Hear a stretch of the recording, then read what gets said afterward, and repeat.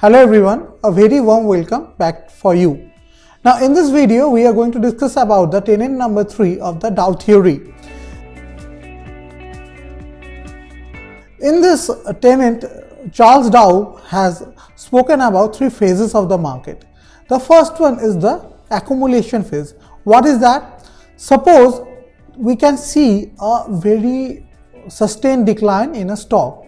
Now a stage comes when the supply and demand of the stock actually matches.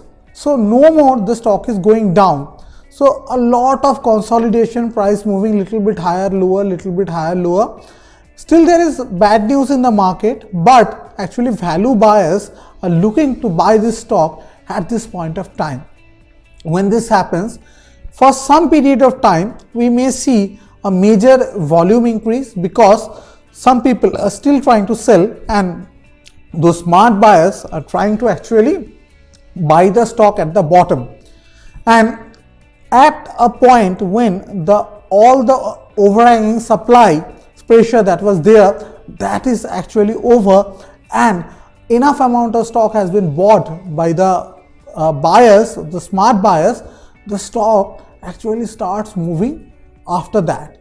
So the precondition of accumulation phases, there has to be a sustained down move before the accumulation phase take place, and after the accumulation, especially if it happens with volume, we can see that the price eventually moving higher, and this is called the market participation phase.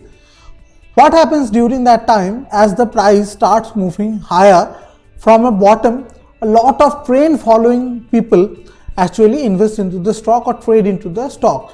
They see the price making higher highs and higher lows, so they understand an uptrend is in place, so they try to buy the stock and sell it much higher. So during this way, the stock keeps on moving higher, higher and higher. And if at some point of time the volume increases, that actually fuels the up move, and the up move takes a much furious proportion. And in between up moves, there can be period of consolidations also that we will show in our example. Remember, these consolidations are not accumulations. Accumulation has to be after a sustained down move. So when we are talking about this consolidation, they are different from the accumulation phase. Now after accumulation and market participant phase, what happens is that at some point of time, the buyers who bought the stock much below actually sells, and at that point of time, the demand supply balance is again tilted. Now whatever people want to buy, there are enough sellers and the price don't go any higher. So this is called a distribution phase, and a lot of shares of the stock changes hand during this distribution, and a point is reached when after this distribution the selling pressure becomes higher than the buying pressure. That is, the demand for the stock is much lower, but there are enough sellers.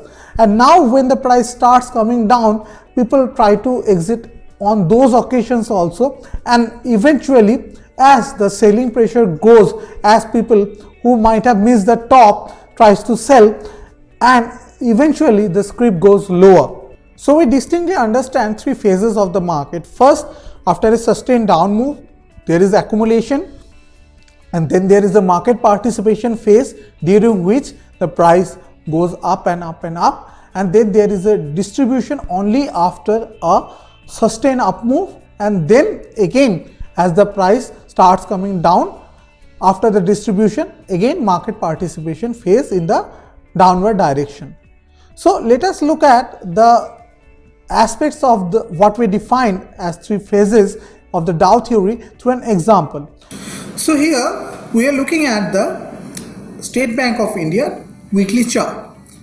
As we can see that State Bank of India from the peak of around 2010 moved down to around the level of 150-160 during the period of 2014, and here a double bottom was formed. So this was an accumulation. First the market went lower then it tried to went up, and then it was again pushed down, but it was a double bottom formation, and a lot of people, smart people, bought the stock here.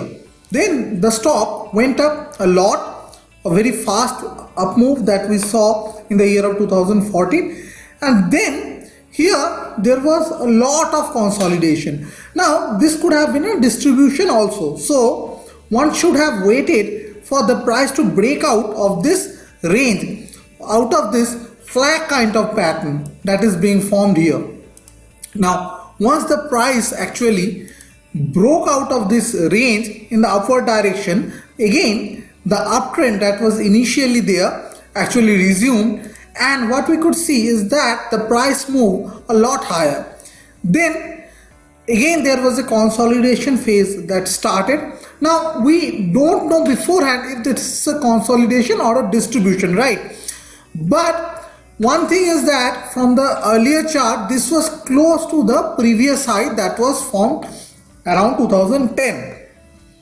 So as the price started moving below this range and then moved lower, and then the price bounced back a little bit and again started moving lower, we could understand that this was practically a distribution, and post this distribution the market was moving lower, and this was a scratchy move to say. As we can see, there has been consolidation many a times in between, but post this point the market moved lower with much force, and again a low was formed in a level similar to the previous lows, and again this was a consolidation. Again we didn't know that this was a consolidation or accumulation, because the price could have moved even lower after that, but as post this consolidation we could see that the price eventually break out on the upside.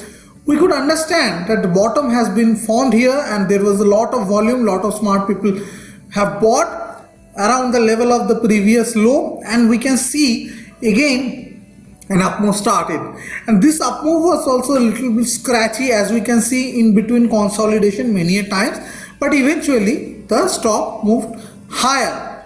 Now let us look at another example here. Here we are looking at again weekly chart of Reliance Industry. Reliance Industries, as we can see, from the year of 2005 odd to 2008 odd, had a phenomenal rally. From below 100 level to around 800 level the stock went up, and then there was a little bit distribution, and then there was great recession around the world, and the stock actually after this distribution actually went down. Now again here there was accumulation. The price actually remained in this range for quite a bit of time, and there was huge volume. Smart buyers absorbed the selling pressure around this 350 250 odd levels, and then the stock went up. Then set in a mother of all consolidation that lasted for so many years. Here you can see very long consolidation from around 2009 or 2017 actually it lasted, and this 7-8 years long consolidation, the stock had a range of around 580 on the upside and 340 in the downside. But when eventually this huge consolidation was broken and the stock moved upside, see, initially the stock actually halted a little bit, there was a consolidation, and then it went up with force, and then there was a consolidation and went up with force. So that is why it is very important to understand the consolidation region and to understand the which direction the stock is going. Now this was a level of previous high, right? So during this consolidation someone could have assumed that this is a distribution going on and the price could move lower. This is not a wrong assumption, but what happens is that what we could see that post this consolidation the market moved higher. So this was not a distribution, this was just a consolidation that is affirmed, and with a break of price in the upward direction we could actually see the price moving higher. Let us look at another example.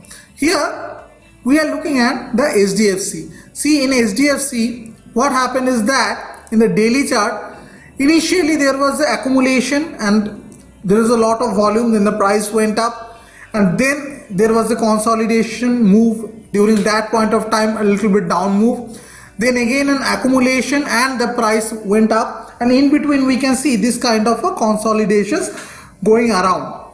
Now around this point of time, as the price was not moving higher, it was very natural for someone to actually think that this was a distribution, and you see that the price was giving some indication of going downward also.